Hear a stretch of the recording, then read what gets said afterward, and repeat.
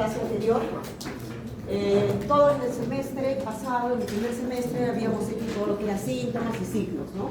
De los diferentes aparatos, sistemas. Entonces, acuérdense, hemos hecho síntomas y signos de aparato respiratorio. Entonces, ahora lo que vamos a hacer es tratar de formar síndromes, ¿no? Dentro del aparato respiratorio podemos formar, dependiendo de los síntomas que presente el paciente, pues se verán afectados de repente el parénquima. Entonces tendremos síndromes parenquimatosos o parenquimales, ¿no? De repente lo que se va a ver afectado son las vías aéreas, entonces tendremos los síndromes bronquiales, que van a verlos después.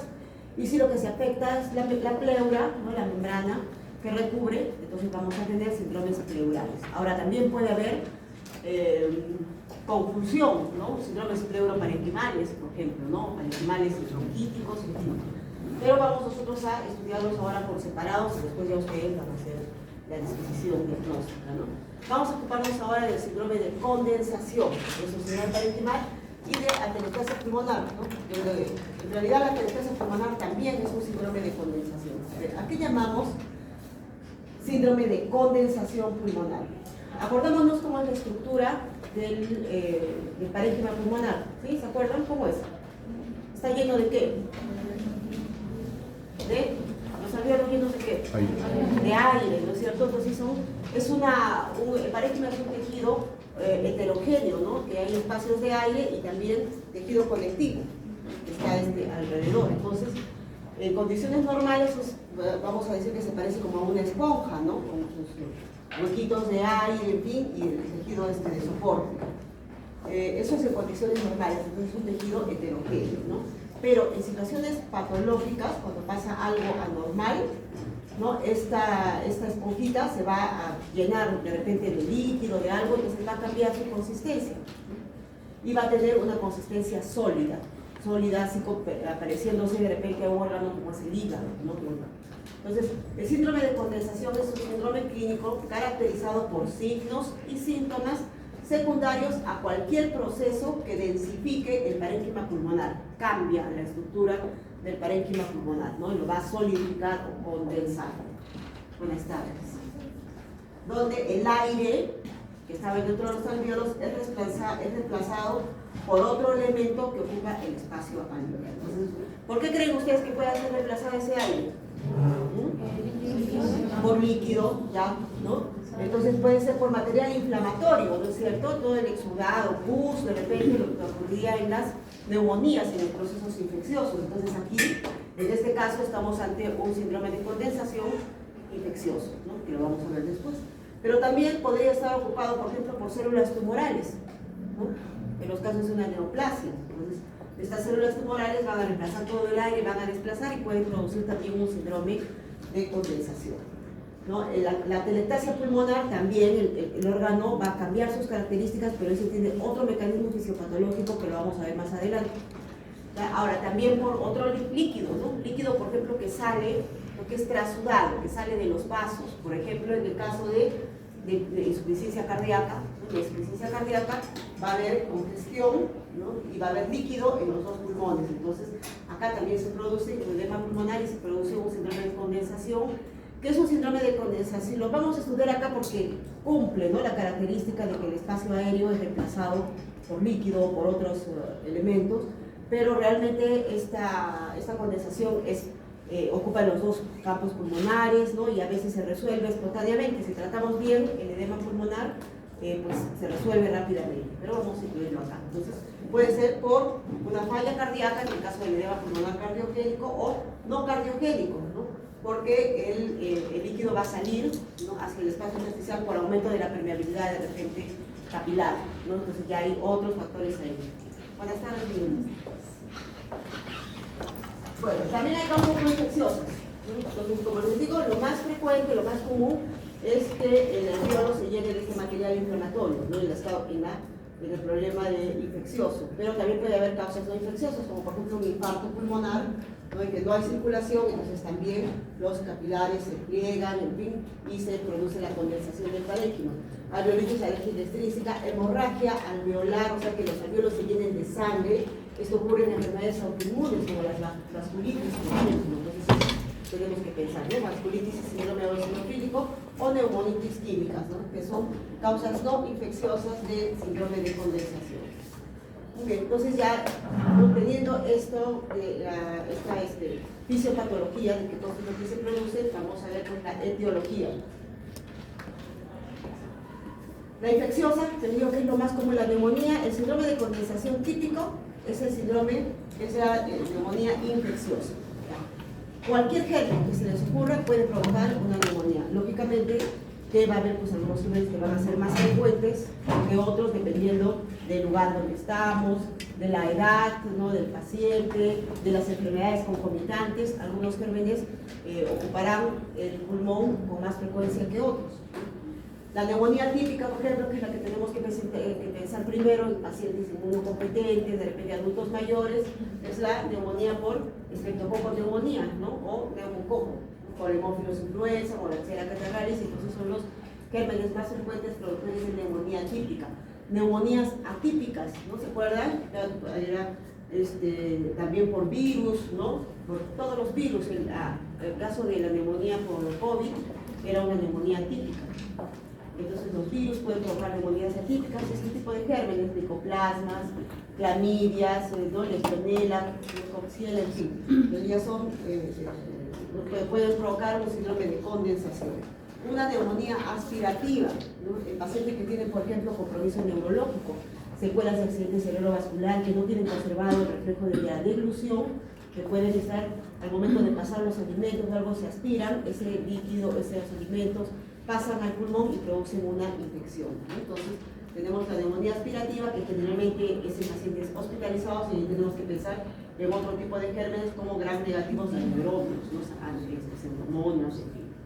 Las neumonías intranocosoncomiales, que tienen bastante relación, ¿no?, gram negativos, Klebsiella, E. coli, pseudomonas, estafilococo aureus, ¿no?, que cuando ustedes están pasando visita van a ver frecuentemente, ¿no?, paciente con neumonía intrahospitalaria, porque está más de 10 días de repente hospitalizado o ha estado en UCI con ventilación mecánica, entonces presentan este tipo de neumonía por este tipo de gérmenes, ¿no? Abscesos pulmonares, ¿no?, pacientes que tienen, por ejemplo, bronquiectasias, ¿no?, o pacientes inmunosuprimidos pueden hacer abscesos pulmonares.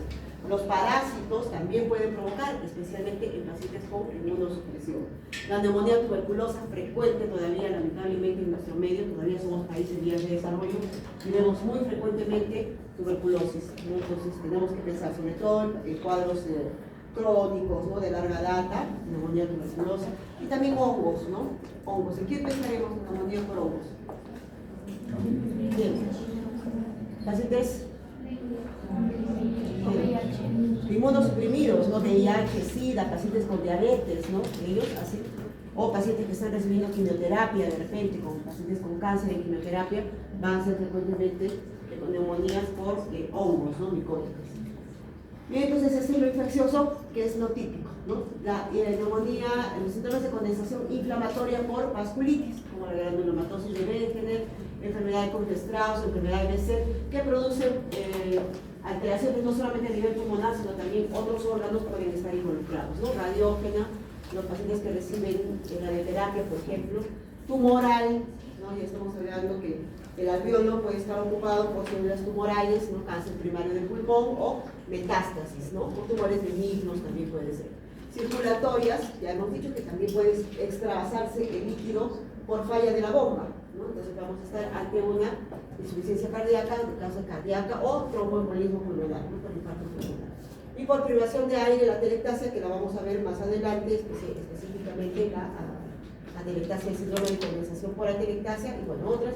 Distrés respiratorio, ¿no? El distrés respiratorio en pacientes con enfermedades graves, ¿no?, se parece mucho a un edema cardíaco, edema pulmonar cardíaco, pero no es por el corazón, no es más por aumento de repente de la permeabilidad vascular, y generalmente son pacientes con pancreatitis severa y shock séptico, que finalmente hacen compromiso pulmonar como distrés respiratorio.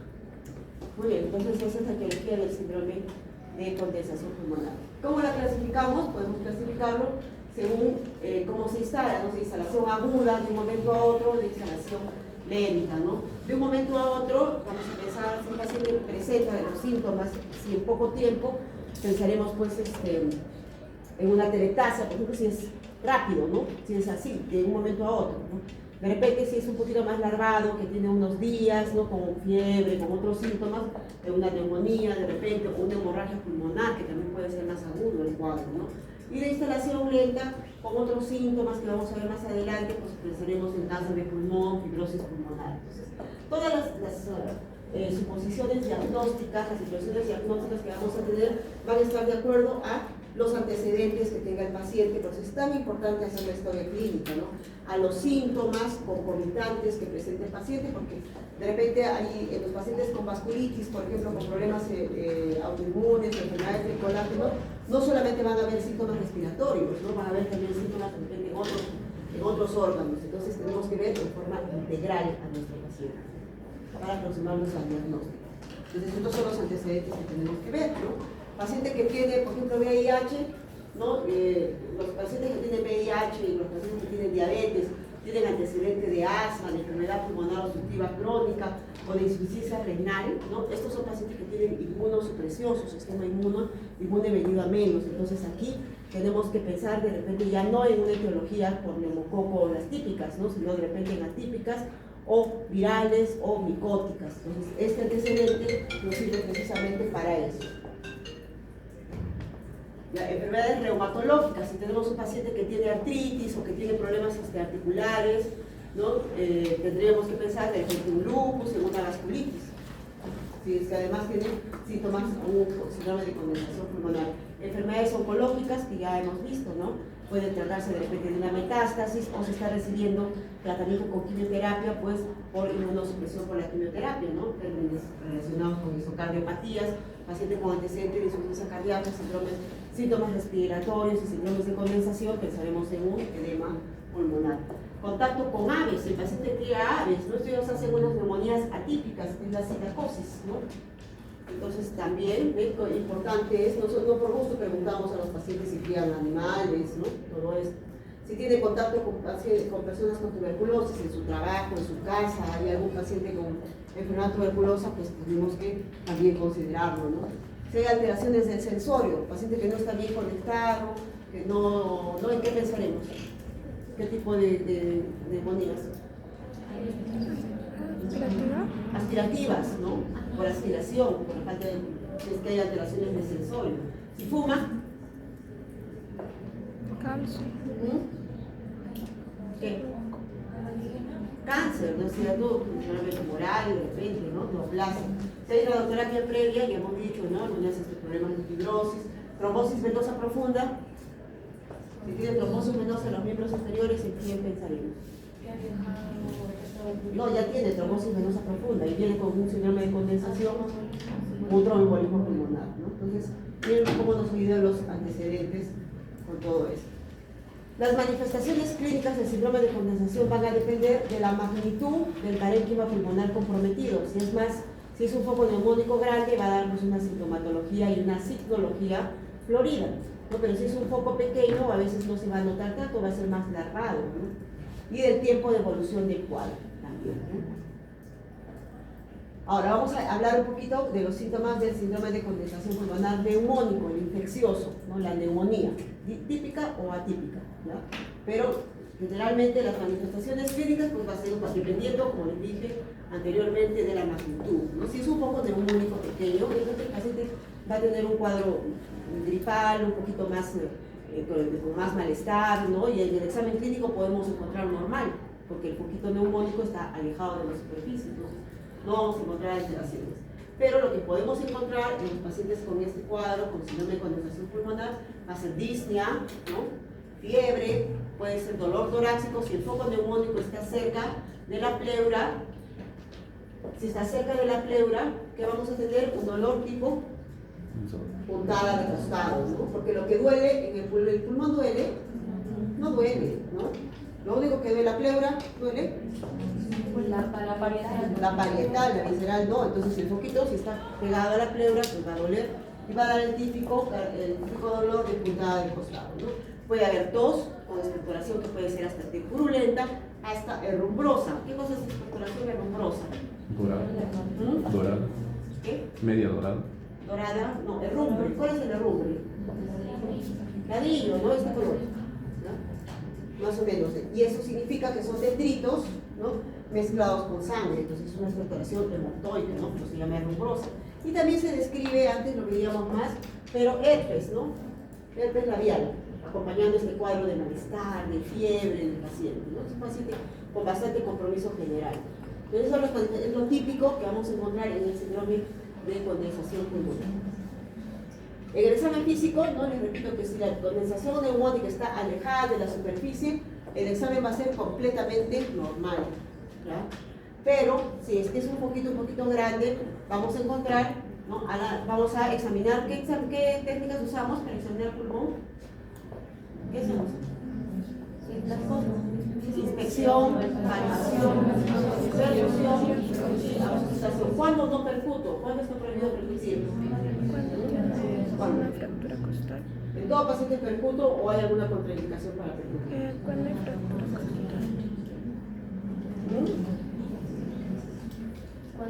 Atrás, ¿eh?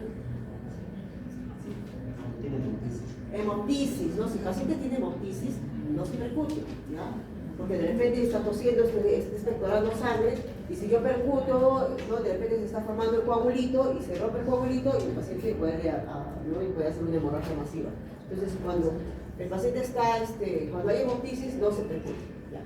Entonces va a la inspección, ¿no? El paciente en la neumonía infecciosa, ¿no?, lo típico va a ser pues una fibrosis, una facies febril, ¿no? El paciente rojo, con los ojos brillantes, ¿no?, chaposos, ¿no? Esa es la facies febril, ¿no? Puede haber disminución de la movilidad del hemitórax correspondiente, ¿no?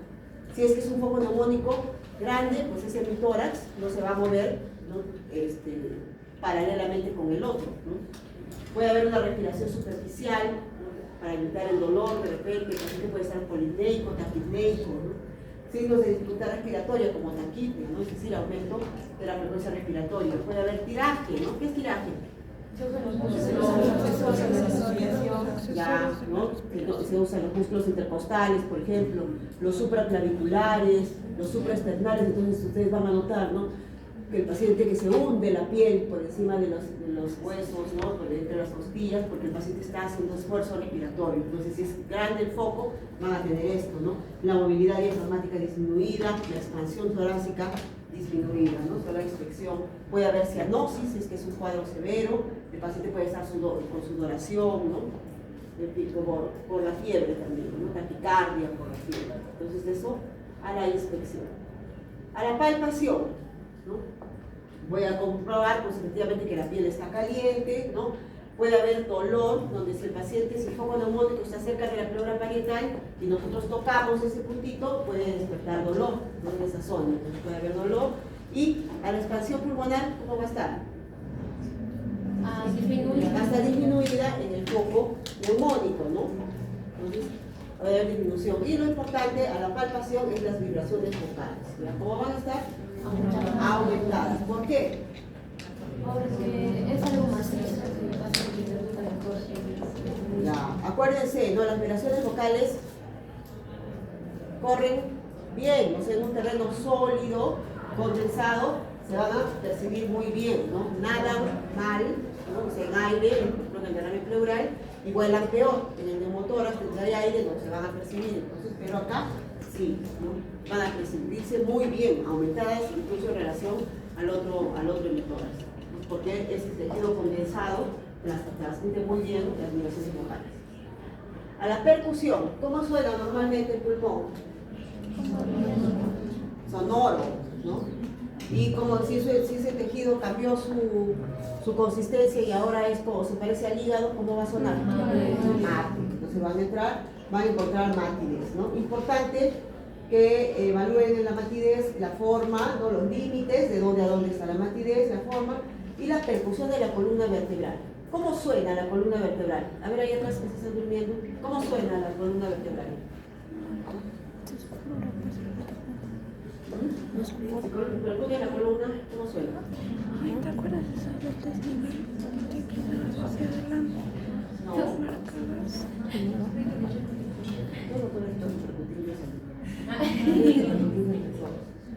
La columna suena sonora. Normalmente suena sonora. Vayan a percutirle a su mamá, su papá, a sus abuelitos, a sus hermanitos en la la casa o la enamorado, ¿no? Están haciendo otras cosas, percútanse y van a ver, acostumbren el oído, ¿no? ¿Verdad? Que es sonoro, ¿ya? Entonces, acá, ¿cómo sonará?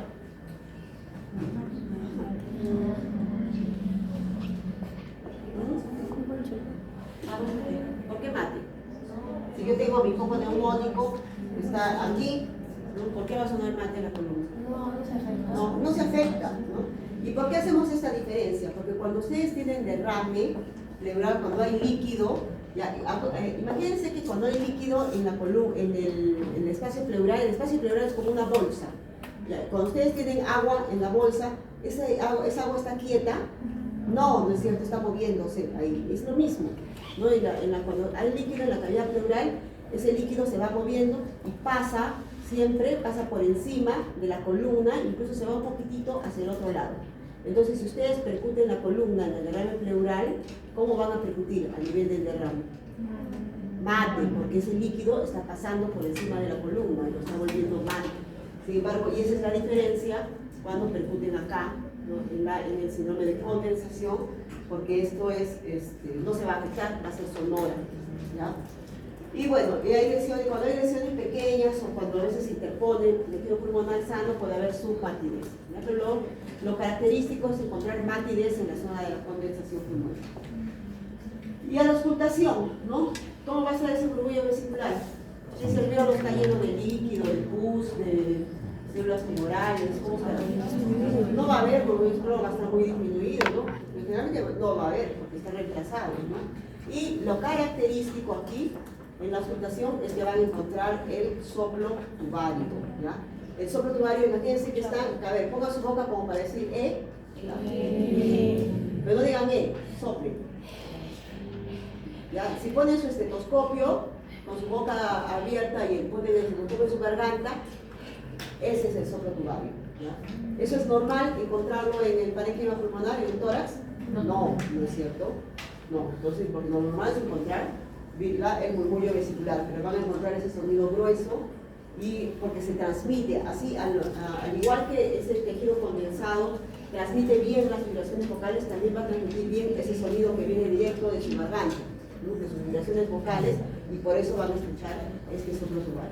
Va a haber crepitantes, ¿no? Que son extractores de desplegamiento de los alvéolos. Entonces, crepitantes, ¿sí saben cómo es el crepitante, no? ¿No? Abran su cabello, se lo frotan y eso es el crepitante. O el retro, el pega-pega, ¿no? O cuando pisan las hojas secas, eso es crepitación.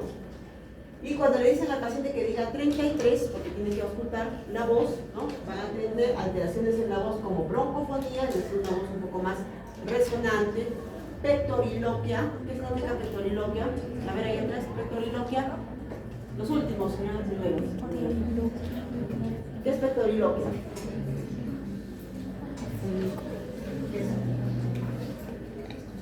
Esto ya lo han hecho el semestre pasado, ¿no? Tienen que tenerlo en cuenta. A ver, los que ya, chicos, pectoriloquia. No es cuando escuchas y escuchas como que la persona habla y escuchas por la campana. No por campana, o sea, por el mismo diafragma, se escucha clarito.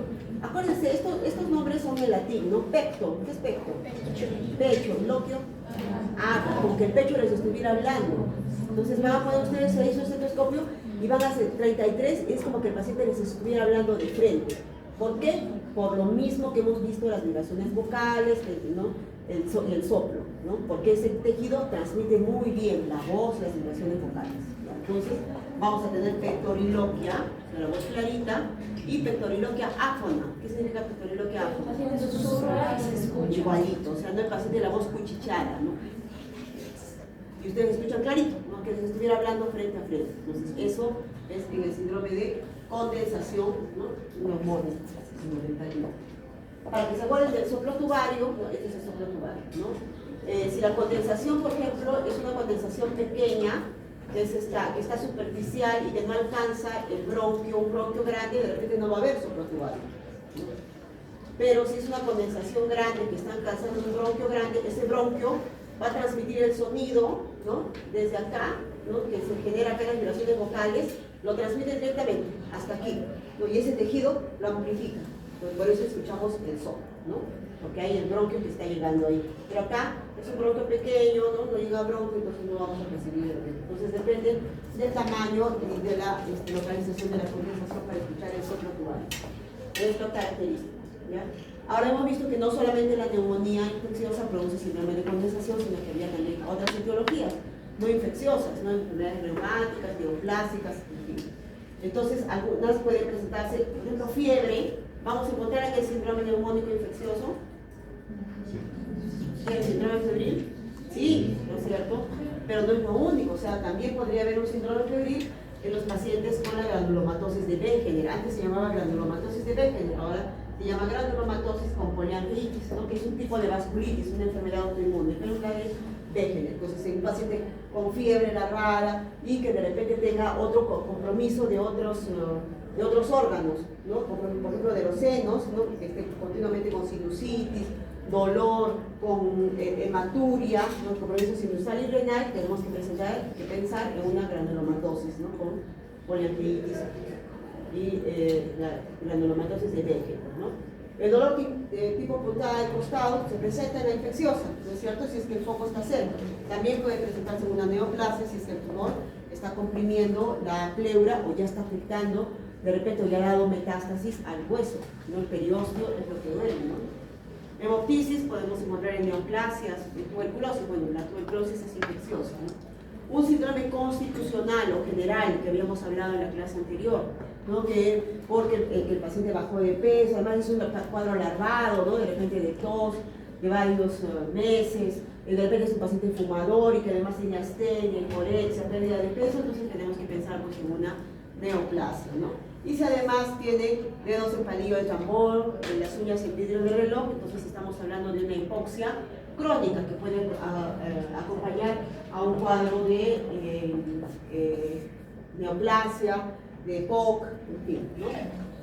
Entonces, tenemos otros, son síntomas y signos que también pueden acompañar a síndromes de condensación de etiología no infecciosa. Muy bien, entonces una vez que hemos hecho nuestro examen, nuestra evaluación, hemos conversado con nuestro paciente, tenemos los síntomas, tenemos antecedentes, tenemos los signos, ¿no? Ya hemos hecho nuestro diagnóstico del síndrome de condensación. Y a partir de eso es que vamos a hacer nuestro plan, ¿no? Diagnóstico primero. Entonces, dentro del plan está pues el solicitar los exámenes auxiliares o complementarios. ¿Qué nos va a ayudar acá? Laboratorio. ¿Qué vamos a pedir en el laboratorio? Un hemograma. Si estamos pensando en una etiología infecciosa, pues un hemograma. Si encontramos leucocitosis, ¿no? Por ejemplo, vamos a tener, pensaremos en la etiología infecciosa, ¿no? En una neumonía. Puede haber anemia en los pacientes con enfermedades crónicas, ¿no? Por ejemplo, las neoplasias. La velocidad de sedimentación globular y la proteína C reactiva, que son marcadores de inflamación, son inespecíficos, pero pueden estar elevados en neoplasias, en procesos inflamatorios, ¿no? Crónicos. Entonces vamos a pedir todos estos estudios, ¿no?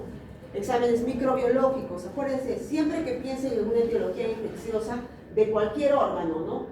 Urinario, respiratorio, neurológico, en fin, tienen que pedir cultivos. Es necesario que pidamos los cultivos para poder tener, ¿no? El germen causante de la infección, si es que es un proceso infeccioso.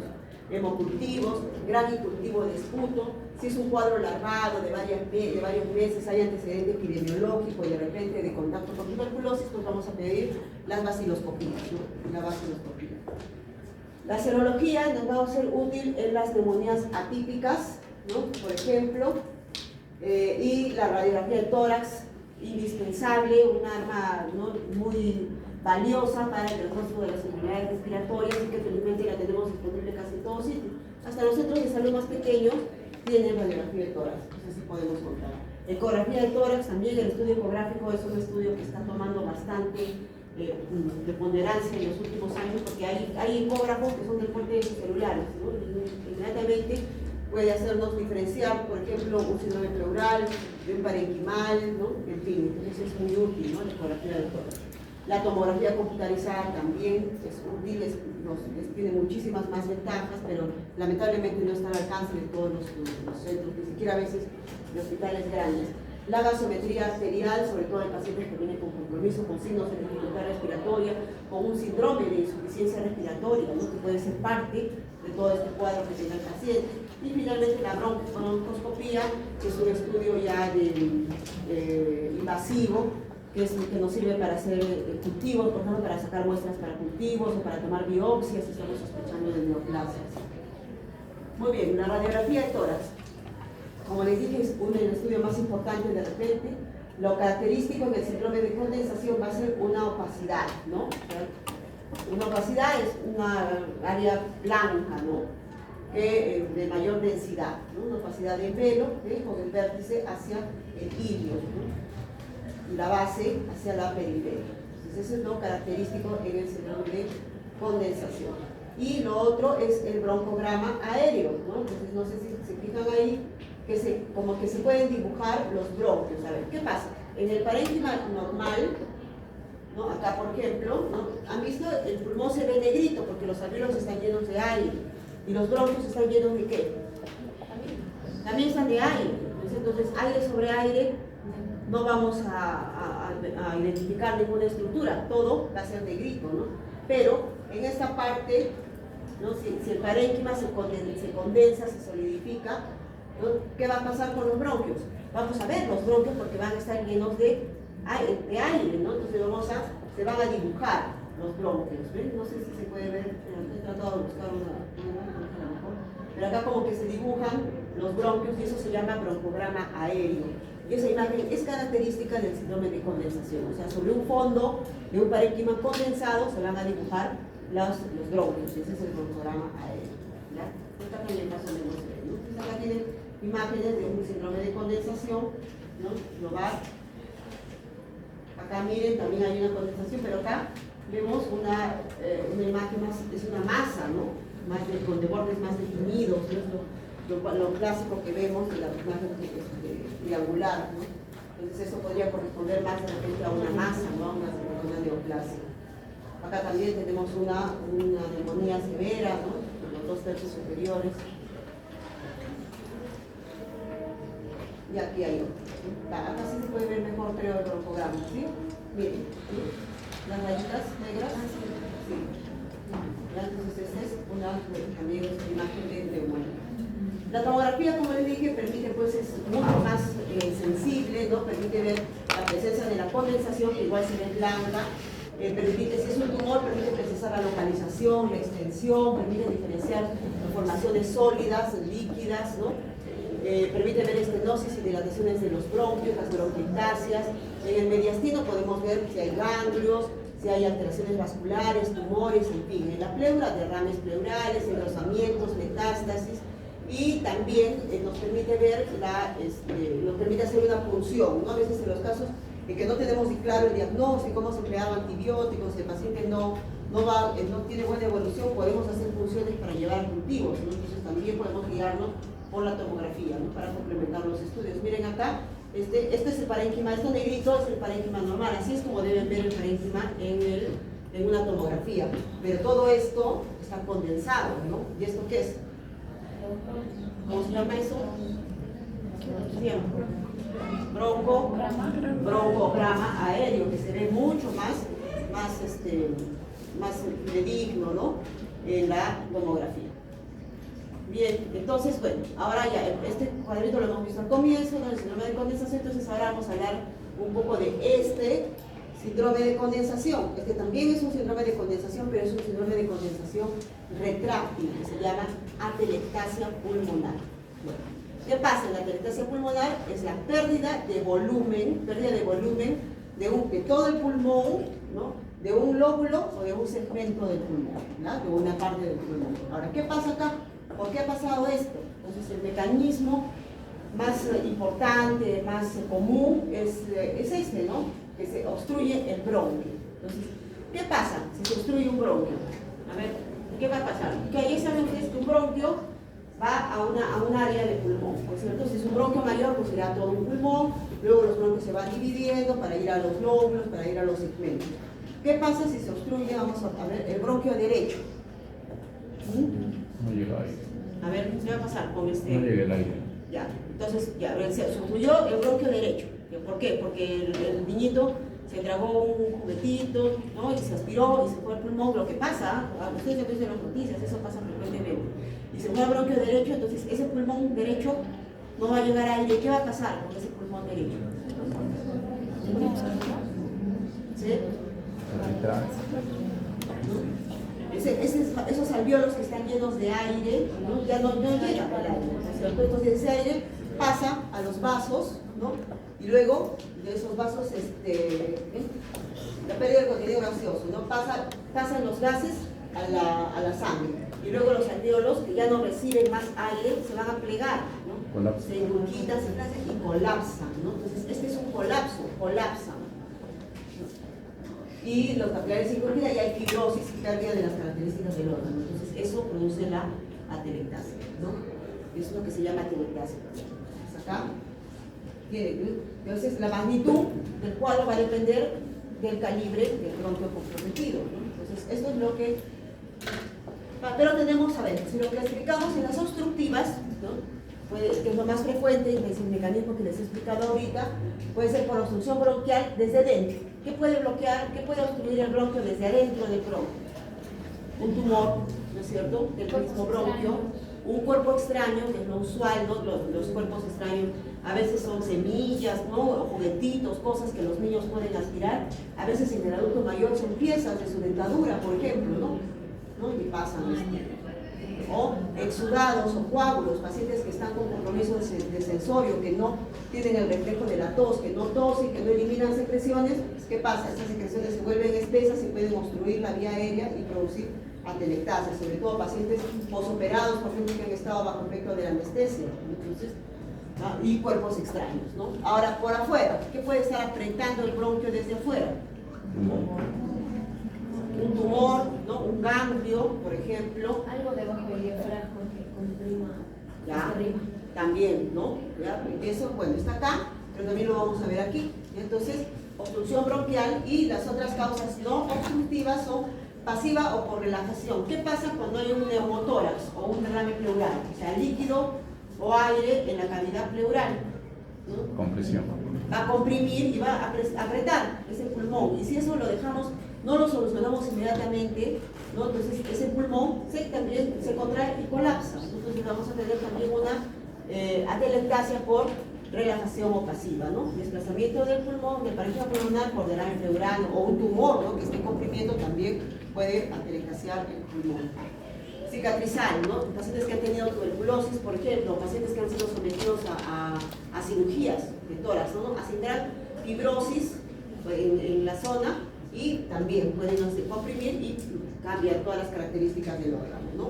Y por compresión extrínseca, que es por el diafragma. Por ejemplo, los pacientes con ascitis, ¿han visto los pacientes con ascitis que están, ¿no? Con bastante distensión abdominal, que puede ser por ascitis o puede ser un vólvulo, ¿no? En fin, algo que provoque una distensión abdominal y que esté comprimiendo el pulmón, entonces van a tener atelectasias basales de repente. Bueno, nuevamente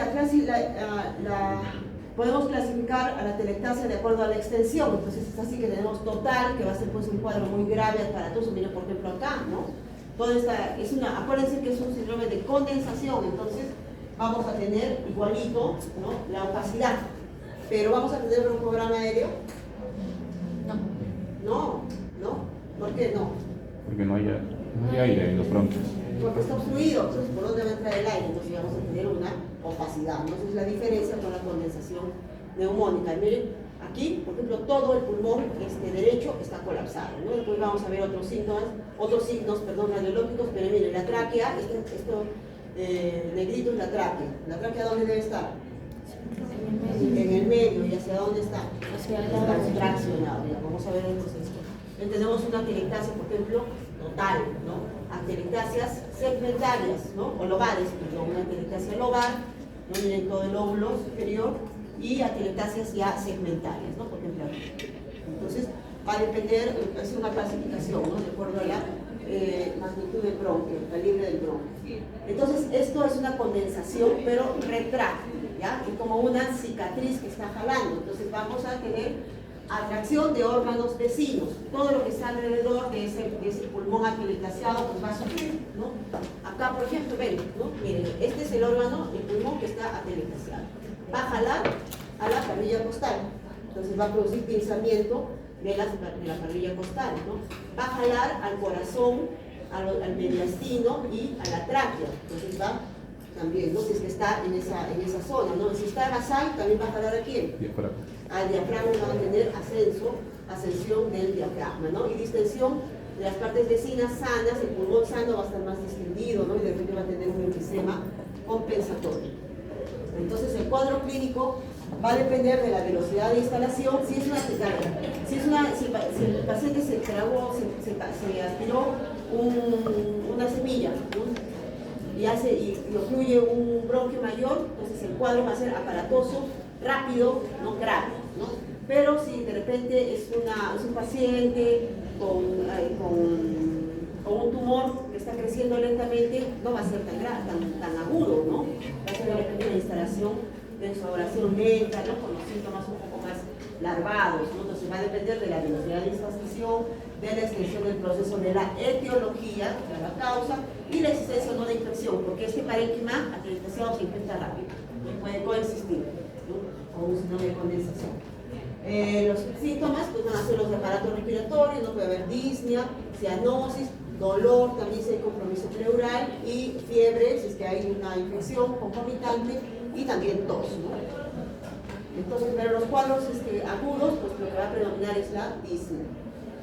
Al examen físico, inspección, palpación, percusión y auscultación, igualito. Entonces, la inspección, disminución de la expansión respiratoria, ¿no? Si es un bronquio grande, obviamente ese tórax no se va a expandir de la misma manera que el otro, ¿no?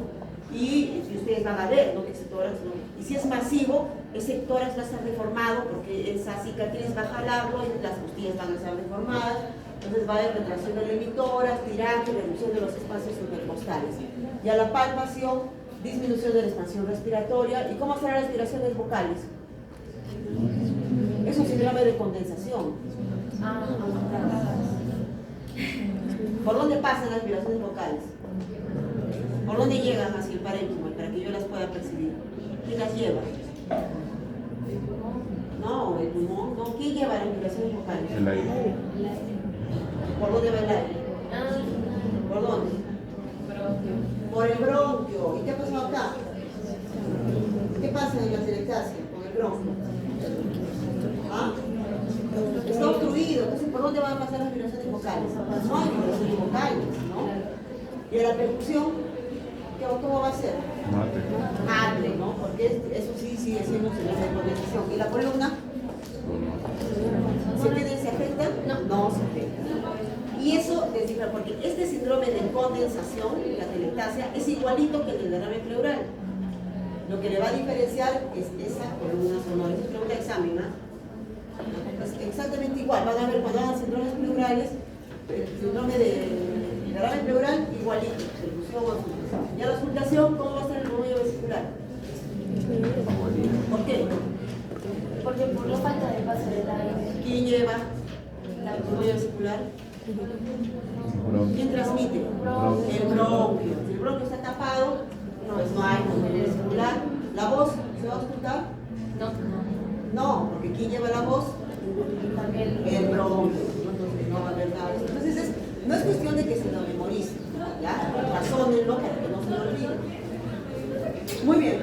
Entonces las funciones complementarias, fundamental, aparte del hemograma, todo lo que hemos visto, la radiografía del tórax. Acá van a ver, por ejemplo, ¿no? Signos directos. Directos es la opacidad, el aumento de la densidad, desplazamiento de las cisuras. Todo está desplazado en las cisuras. Signos indirectos, la tracción de las estructuras. Tracción de las estructuras broncovasculares. Miren, acá el paciente está intubado, está intubando atrás y miren cómo lo jala, ¿no? Y jala, acá ya no se ve nada del corazón, del mediastino, todo está jalado hacia ese lado y aquí en este lado miren cómo están las costillas, pensadas, a diferencia de acá, del lado sano, ¿no? Pensadas son como que más verticales. No, son así pues. Superpuestas, ¿no? No, que terminan en angulito. Que terminan en ángulo, ¿ves? A diferencia de acá que se ve la diferencia y ahí no, ¿no? Acá tienen otro, total, igualito, la tráquea desviada hacia el lado derecho y acá sí se nota que la la parrilla costal está deformada, ¿no? Acá es una atelectasia segmentaria que también está traccionando, ¿ven cómo jala? Aquí también.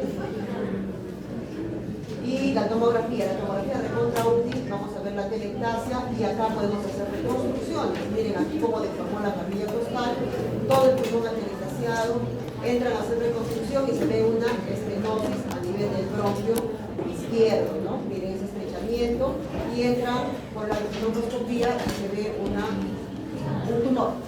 Acá sí, la broncoscopía es útil para hacer diagnóstico y para tratamiento, porque es un cuerpo extraño, lo sacamos con el broncoscopio, si es que se llega. Entonces, diagnóstico y terapia. Muy bien.